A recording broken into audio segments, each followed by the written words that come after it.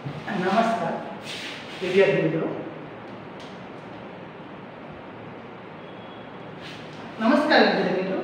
આજે આપણે પાઠ 9 ચઢીએ ઊંચા ચઢાણ, પાઠનું નામ છે ચઢીએ ઊંચા ચઢાણ. શું લખ્યું છે?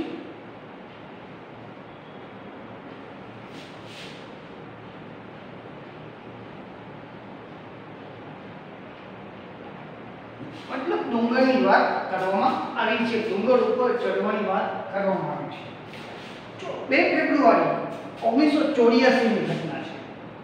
પર્વતારોહણ છાવણી, નહેરુ પર્વતારોહણ સંસ્થા, ઉત્તરકાશી. એટલે પર્વતારોહણનો એક કાર્યક્રમ યોજવામાં આવ્યો છે.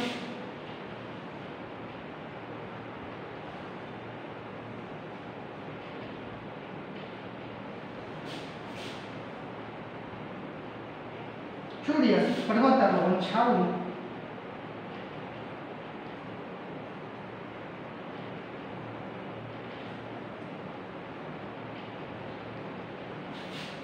ઉત્તરકાશી.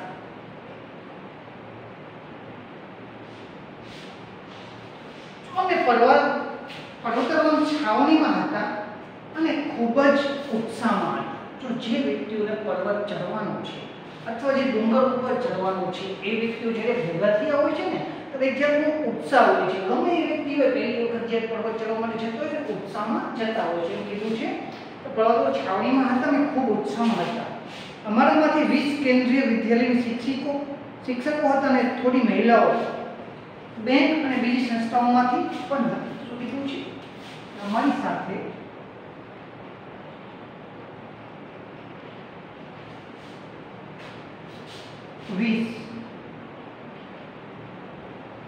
કેન્દ્રીય વિદ્યાલય શિક્ષકો, થોડી મહિલાઓ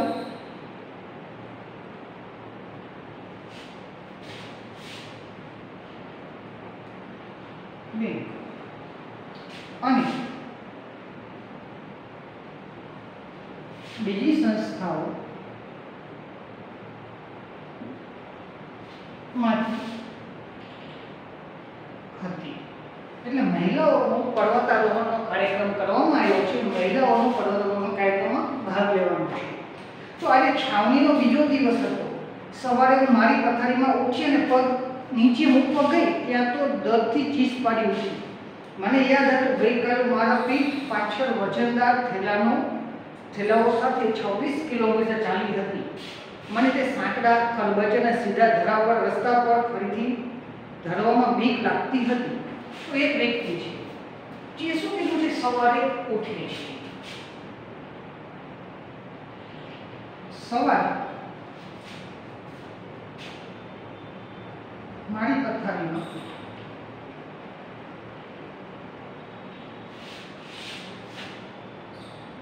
ઊભી થઈ અથવા ઉઠી અને પગ નીચે મૂકતા ચીસ પડાવી.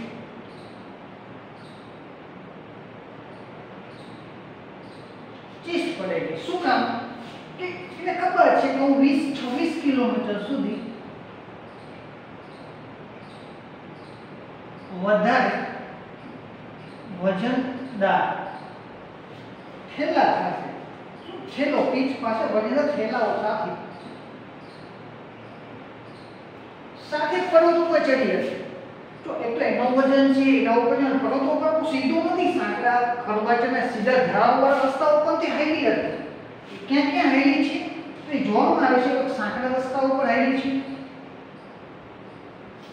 કોઈ ખરબચડા છે. પછી વાત કરવામાં તો સીધા ધરાવવાળા.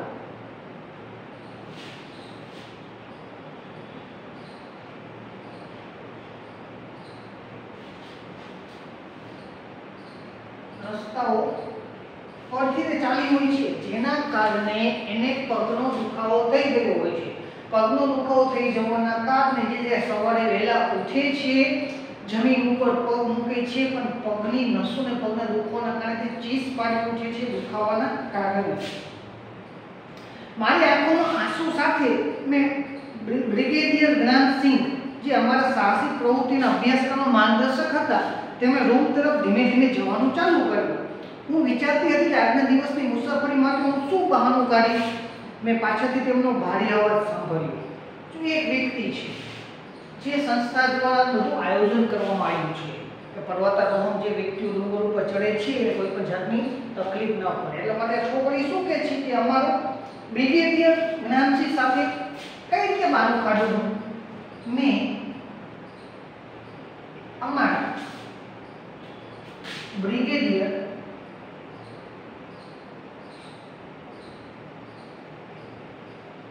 જ્ઞાનસિંહ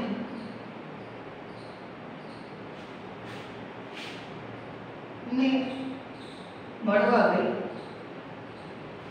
તો કઈ શું વાત કરી છે વિચારીને પાછળથી તેમનો અવાજ સાંભળતો જોવે છે અને બાલિકા ગભરાઈ જાય છે. મેડમ, તમે સવારના નાસ્તા પાણી સમયે અહીં શું કરો છો? બ્રિગેડિયરે સવાલ કર્યો. મેડમ, તમે સવારના નાસ્તા પાણી જગ્યાએ તમે અહીંયા શું કરો છો? ઉતાવળ કરો, નહીં તો તમારી ભૂખ્યા પેટે મુસાફરી કરવી પડશે. હુકમ પણ આપ્યો. તો તમે નાસ્તાનો સમય છે, તમે મારી ઓફિસની બહાર આવ્યા છે, શું કરો છો? જલ્દી જલ્દી કરો, તમે તમારો નાસ્તો તો બીજા થઈ જશે, તમારે એકના ડુંગર ચડવો પડશે. સાહેબ, હું તેનાથી બહુ ના બોલી શકી. તમારા પગમાં ફોલ્લા પડ્યા છે, તમે ચાલી નહીં શકો. તમે આજ કહેવા આવ્યા હતા ખરો ને? હા સાહેબ. શું કીધું છોકરી? બોલે પેલા તો બ્રિગેડિયરે જવાબ આપ્યો, મારા પગમાં ફોલ્લા પડી ગયા છે, મારી શકવાની નથી. તમે આજ કહેવા માટે આવ્યા છો ને? તો વ્યક્તિએ કીધું, હા, આજ કહેવા માટે આવી છું. આમાં કઈ નવું નથી, ઝડપથી તૈયાર થઈ જાઓ. હું વહેલા પોતે તૈયાર થવા માટે ભાગી. હું જવાબ માટે પાછળ ફરીને મેં તેમનો અવાજ ફરી સાંભળ્યો. સાંભળો મેડમ, તમને જૂઠ સાતના નાયક છો. નાયક એટલે એક ટુકડીનો નેતા છો તમે. તમારે જેને ચઢાવવામાં મુશ્કેલી હોય તેમને મદદ કરવાની રહેશે. તમને પહેલાથી પર્વતારોહણમાં જૂઠ નાયકની જવાબદારી જણાવવામાં આવેલી છે. જે વ્યક્તિ છે ને એને પર્વતારોહણ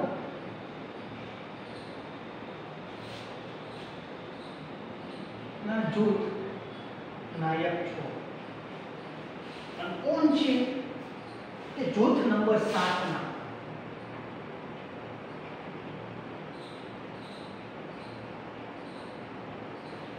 નાયકનો મતલબ મોનિટર થાય, આગળ પડતો વ્યક્તિ થાય અથવા જવાબદારી આપેલ વ્યક્તિઓ થાય છે. હવે આ વિચારતી હવે મારે શું કરવું? હું તો બ્રિગેડિયર પાસે મારી દસ્તા લઈને ગઈ. મારા હું સવારે પથારીમાંથી ઉઠી, પગ નીચે મૂક્યો તો મારા તો ચીસ પડી ગઈ, નાળ નીકળી ગઈ. કેમ? કે ખાડા સાંકડા રસ્તે ખરબચડા સીધા ધરાવવા રસ્તા પર વજન સાથે ચાલીને આગળ પગનો દુખાવો થઈ ગયો છે. બ્રિગેડિયરે જ્યારે કહેવા જાય છે તો એમ જ કહે છે તમે અહીંયા ફોડા પડ્યા છે એટલા માટે આવ્યા છો ને, પહેલાં નાસ્તો કરી લો, પછી આપણે જશું. નહીં નાસ્તો કરો તો એમનામ ચડવું પડશે. પછી એમ કહેવામાં આવ્યું કે તમે જૂથ નંબર 7 ના પર્વતારોહણની જે ટુકડી છે, બટાલિયન છે અથવા કંપની છે અથવા ટીમ છે, એના તમે નાયક છો, મોનિટર છો, જવાબદાર વ્યક્તિ છો. તમારે આગળ ચાલવાનું છે. હવે તમે કલ્પના કરો હવે આ વ્યક્તિ કઈ રીતે આગળ આવશે. પોતે રજા લેવા ગઈ છે પણ એ વ્યક્તિ અગત્યની હોવાના કારણે રજા મળતી નથી અને એને પર્વતારોહણ ડુંગર ચડવા માટે આવવું પડે છે. મોટી જવાબદારી છે. શું કીધું છે? જૂથ નાયક શું કરવાનું હોય છે તે વિશે વિચારો. અથવા તો અમે કીધું ને આપણે પર્વતારોહણ જૂથ નાયકનું શું છે? બીજાને તેમના સામાન લઈ જવામાં મદદ કરવી. તો શું કીધું? જૂથ નાયકના કાર્યો.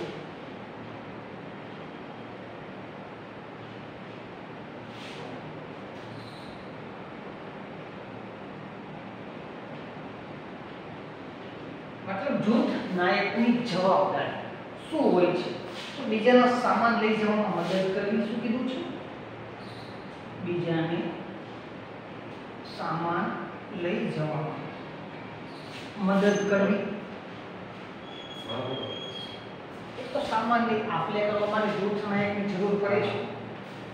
બીજું, જૂથને આગળ જવા દેવું અને જૂથ નાયકને પાછળ રહેવું. શું કીધું છે? જૂથને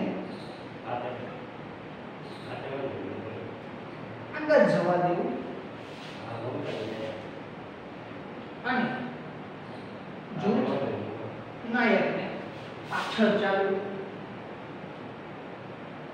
કે કોઈ વ્યક્તિ રહી ન જાય એની પણ એને જવાબદારી રાખવાની હોય છે. જે લોકો ચડી ન શકતા હોય તેઓને મદદ પણ કરવાની હોય છે. શું કીધું છે? જે લોકો ચડી ન શકતા હોય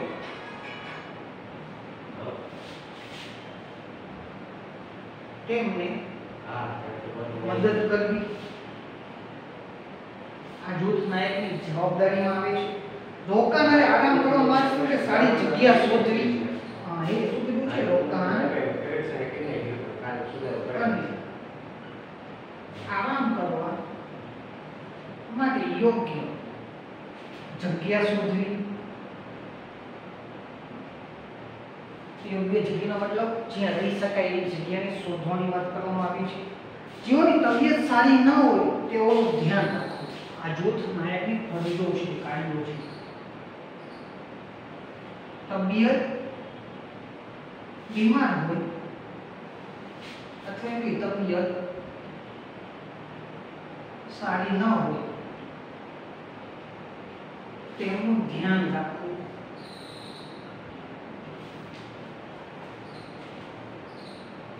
જૂથ માટે જમવાની વ્યવસ્થા કરવી.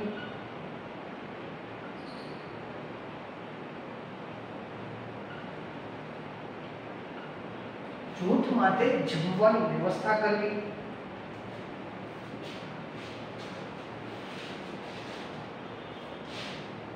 અને સૌથી મહત્વનું બાબત, જો કોઈ ભૂલ થાય તો સજા પાત્ર બનશે. જૂથ નાયકથી કોઈ પણ ભૂલ થાય તો સજા આપવામાં આવે છે.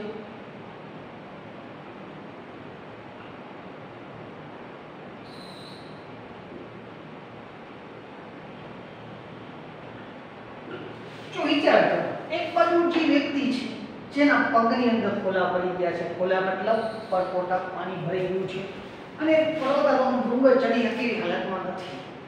એ પોતાના અધિકારી પાસે અથવા પોતાના ઉપલા સરને જાણ કરવા માટે જાય, સર હું હારી શકે એવું નથી, મારો પગ દુખે છે. અને એ વ્યક્તિ પોતે જૂથ નાયક છે, એટલે એક જૂથની લીડર છે, જૂથની કરતા હર્તા છે, જૂથની જવાબદારી છે. તો એના માટે જૂથના કાર્યો એ વ્યક્તિને શું કામ આવે છે? તો બીજાને સામાન લઈ જવા માટે મદદ કરવા માટે પણ એ વ્યક્તિ જવાબદાર છે.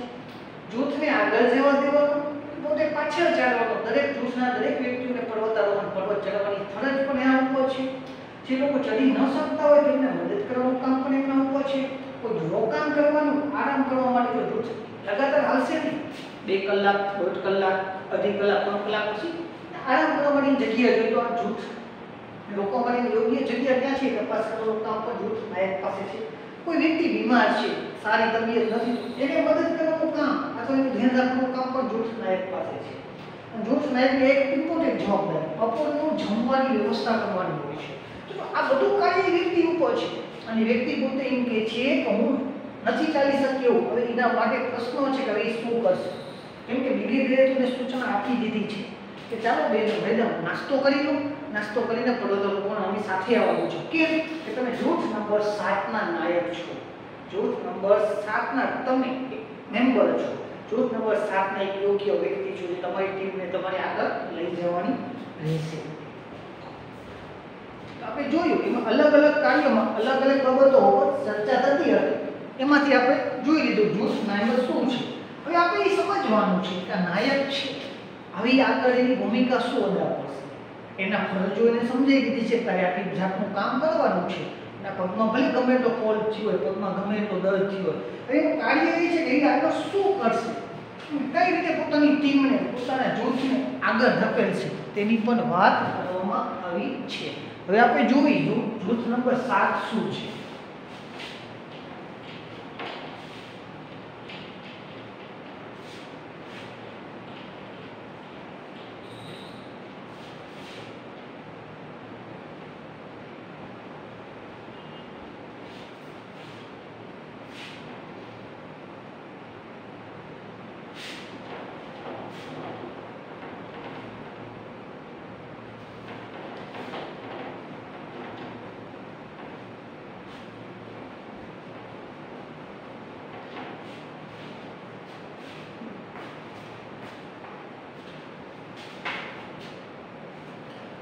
જૂથ નંબર 7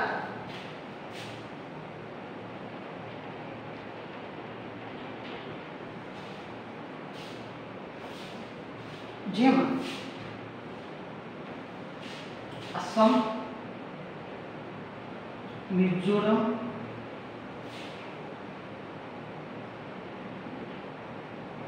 मणिपुर, मेघालय અને નાગાલેન્ડ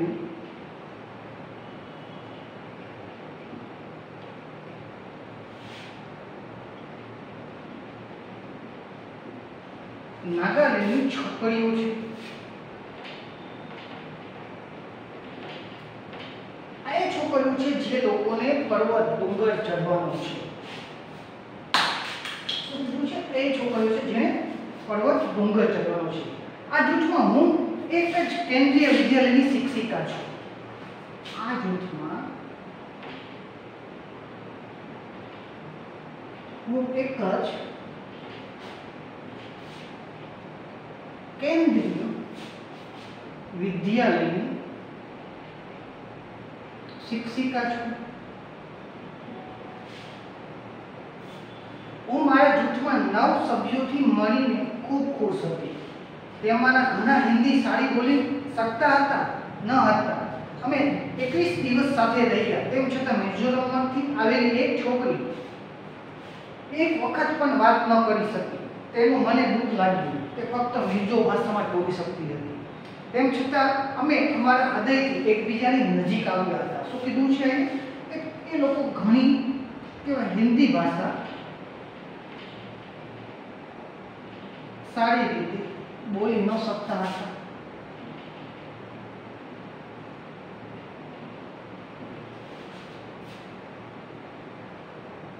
એકવીસ દિવસ સાથે રહ્યા.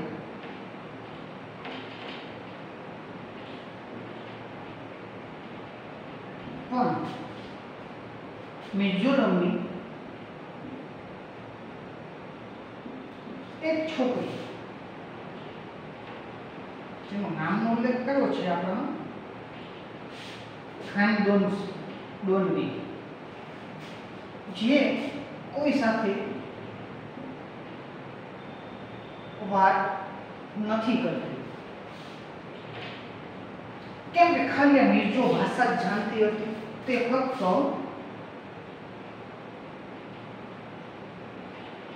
મિર્જો ભાષા બોલતી હતી અને એ ભાષા બીજા કોઈને આવડતી ન હતી. એટલે શાંતિ બંને એકબીજા હાવભાવ ચહેરા હસી મજાક સાથે નજીક આવ્યા હતા. છોકરી પણ બોલવાની ભાષામાં આપણે જે વાતો કરતા વાતો કરી ન શકે. એટલા માટે કેવું છે કે અલગ દેખાઈ આવતી. અલગ તરી 21 દિવસ તો મને પ્રવાસ હતો. પણ એમાં એક જ એવી છોકરી હતી કે કોઈ સાથે બોલતી ન હતી. એટલા માટે બધાને દુઃખ થતું હતું. આપણે બધા બોલતી છીએ, એક છોકરી આપણી સાથે બોલતી નથી. કેમ એની ભાષા મિર્જો છે. હવે તમારે વિચારો જૂથની જવાબદારી શું હોય છે? દરેકને સાથે કામ કરવાનું. આ વ્યક્તિ ભાષાગત સંબંધિતો સાથે કામ કરી કરાવશે, એને પણ પ્રોત્સાહન કરશે, આશ્વાસન આપશે, ભલે એની ભાષામાં આપે. વિદ્યાર્થી મિત્રો, તમને કોઈ છાવણીમાં નાયક બનાવવા હોય તો તમે શું કાર્ય કરો? જેના કાર્યો કહે તેના વગર પાલન કરવાનું રહેશે. નદી પાર કરવી એક નવા ટોપિકમાં ચાલુ થયું છે. આપણે શું કીધું છે? નદી પાર કરવી.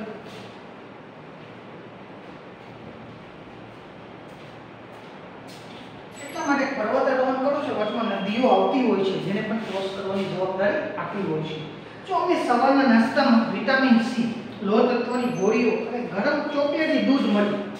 તો નાસ્તામાં શું મળ્યું છે? વિટામિન સી અને ચોકલેટી દૂધ. સવારના નાસ્તામાં વિટામિન સી અને ચોકલેટી ગરમ દૂધ આપવામાં આવ્યું છે.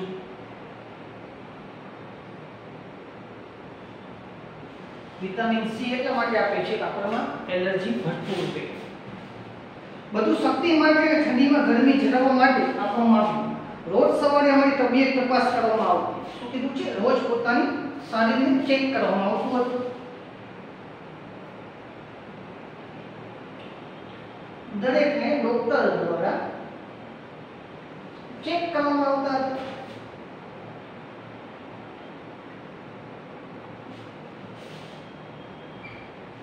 શું કામ? એક તો ડુંગર ચડવાનો છે, 21 દિવસનું આયોજન છે, જેમાં બીમાર થઈ જાય તો જે વ્યક્તિ બીમાર છે એની યોગ્ય સારવાર પણ સાથે સાથે આપવાની છે. અમારી પટ્ટીઓ બાંધતા અને બાકીના દિવસો બાંધતા, જેની તબિયત ખરાબ હતી એના હાથે પગે પટ્ટી બાંધી દેવામાં આવતી અને એના દિવસો ગણતા કેટલા દિવસ ચાલે છે, કેટલા દિવસ બાકી છે. 8 કિલોમીટર મુસાફરી બાદ અમે એક નદી પાસે પહોંચીએ. નદી પર એક કાંઠાથી બીજા કાંઠા સુધી જાડું દોરડું બાંધ્યું હતું અને દોરડું બંને બાજુથી ખીલા કે મેઘ સાથે મજબૂત બાંધેલું હતું. થોડી ગભરાતી હતી. મેં વિચારવાનું ચાલુ કર્યું કે જો દોરડું નીકળી જાય તો શું થશે. હું નદીની પહોળાઈનો અંદાજ લગાવવાનો પ્રયત્ન કરવા લાગ્યો, પણ નદી કહેવાય છે ઘણી ઊંડી હતી. અમારા પ્રશિક્ષકે પોતાની કમરની આસપાસ દોરડું બાંધ્યું અને તેના પર કડી ભરાવી. પછી તેમને તે કડી નદી પછી પસાર થતા જ્યારે દોરડામાં પરોવી દીધી, જેમ કે આપણે કેવી છે એક નદી બે નદી સુધી હોય છે. અહીંયા એક કડી બાંધો દોરડા સાથે જઈ તો નદી પણ ક્રોસ થઈ જશે ને, દોરડા દોરડે આપણે સહાય ઓગી પણ શકશું. દરેક જણ એકબીજાની પહેલો મોકલવામાં ધક્કા મારતા હતા. તે હારમાં હું છેલ્લી ઊભી હતી અને આશા છે કે મને કોઈ જોશે નહીં. પણ અમારા પ્રશિક્ષક હાથમાં કડીને દોરડું લઈ મારી પાસે આવ્યા. હવે મને લાગ્યું કે છટકાશે નહીં. જો છોકરી છે ડુંગર ચડવાનો, ડુંગરમાંથી નીકળી 8 કિલોમીટર સુધી ચાલી, વચમાં નદી આવી. નદી ઉપર દોરડું બાંધેલો હતો. દોરડેથી ટીંગાઈ નહીં આગળ જવાનું હતું. પણ જૂથ નાયકનો નિયમ શું છે? એને સૌથી છેલ્લે રહેવાનું છે. પગમાં તો દુખી જ છે પણ છેલ્લે છે. બધાને ધક્કો મારી મને પસાર કરી કે હું સૌથી છેલ્લી છું તો મને કોઈ જોશે નહીં. એટલે મને બ્રિગેડિયર એને બૂમ પાડે છે કે હું છટકી શકીશ નહીં. હું તૈયાર થઈ ગઈ પણ હિંમત ચાલી ન હતી. કેમ? એને બીક હતી કદાચ દોરડું તૂટી જશે તો કડી બાંધીને જવાનું છે. સાહેબ મારો ડર જાણી શક્યા નહીં. તેમણે મોટેથી કહ્યું, સંગીતા મેડમ માટે 3 વર્ષના મને ખબર પડે કે પહેલા કોઈને મને ધીમેથી પાણીમાં ધક્કો માર્યો. શું કીધું છે કે સંગીતા મેડમ ડરવાની વાત નથી. મને ખબર પડી પહેલા તો કોઈ વ્યક્તિ મને ધક્કો મારીને પાણીની અંદર પાડી દેવામાં આવે છે. મને મારા પગ થીજી ગયા હોય એવું લાગ્યું. શું કીધું છે? નદીના પાણીમાં ધક્કો મારવાથી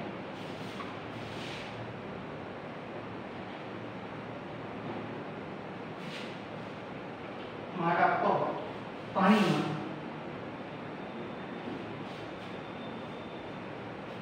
થીજી ગયા અને હું ધ્રુજવા લાગી. જો પર્વતારોહણ છે પણ એવી જગ્યા પસંદ કરવામાં આવી છે જ્યાં બરફવાળો એરિયા છે, બરફમાંથી પાણી આવે છે. તો એ પાણી એટલું ઠંડુ હશે કે કદાચ આપણે એકવાર ડૂબકી મારી હોય તો વિચાર કરવો પડે છે. મારા દાંત ઝકડાઈ ગયા. મેં દોરડું પકડી પણ મક્કમતાથી મારા પગ નદીના તટ પર મૂક્યા. જેવું પાણીમાં ચાલવાનું ચાલુ કર્યું, નદી ઊંડી થતી હતી અને ધીમે ધીમે પાણી મારા ગળા સુધી પહોંચી ગયું. નદીની વચ્ચે મારું સંતુલન જતું રહ્યું અને હું લપસવા લાગી. હું ખૂબ જ ડરેલી હતી અને ખૂબ ઠંડી પણ લાગતી હતી. દોરડું મારા હાથમાંથી સરકી રહ્યું હતું અને હું મદદ માટે બૂમો પાડવા લાગી. મને લાગતું હતું કે હું નદીમાં તણાઈ જઈશ, પણ ના, મેં જોયું કે હું કડીથી દોરડા સાથે બંધાયેલી હતી. જે કડી હતી દોરડા સાથે બંધાયેલી હતી, એટલે તણાણી નહીં પણ પાણીના પ્રવાહ સાથે થોડીક આગળ પાછળ થવા લાગી. હું અવાજ સાંભળી શકતી હતી, દોરડું પકડો. મેં જેમ તેમ દોરડું પકડવા પ્રયત્ન કરીને મારી જાતને આગળ ધકેલી. ધીમેથી થોડી હિંમત સાથે હું નદી કિનારે પહોંચી. હું નદીમાંથી જ્યારે બહાર આવી ત્યારે મેં અનંત ખુશી લાગી. કેમ? એની ડર હતો હું કદાચ પાણીમાંથી પાછી આવીશ નહીં અને તણાઈ જઈશ ને મૃત્યુ પામીશ. પણ એનું બન્યું નહીં.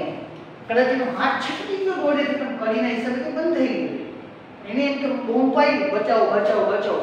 દોરડું કડી સાથે બાંધેલું હતું એટલે કડીએ દોરડાને પકડી રાખી. તો માણસો શું કીધું, તમે દોરડાને પકડો. હિંમત કર્યો કે નદી કિનારે સુધી કોઈ એ વ્યક્તિ જે નદી કિનારે પોગીને કેટલો હસતો અને હાસ બચી ગયો, માંડ બચી. એવો એને હસ ઉલ્લાસ થયો. અને પડકારનું કાર્યને ખુશીથી તે પૂરું કર્યું. કિનારે ઊભી રહીને બીજા વખતે દોરડું મજબૂતાઈથી પકડવા કહેતી હતી. મને ખબર હતી કે આત્મવિશ્વાસ સાથે હિંમત ભેટ પકડવાનો સામનો કરવાનું પરિણામ છે. કેમ? નદીના વચ્ચેથી જે કિનારે બહાર આવીને તો આત્મવિશ્વાસ શું કીધું છે? આ કામ કેવું છે? આ કામ આત્મવિશ્વાસ અને હિંમત વાળું છે.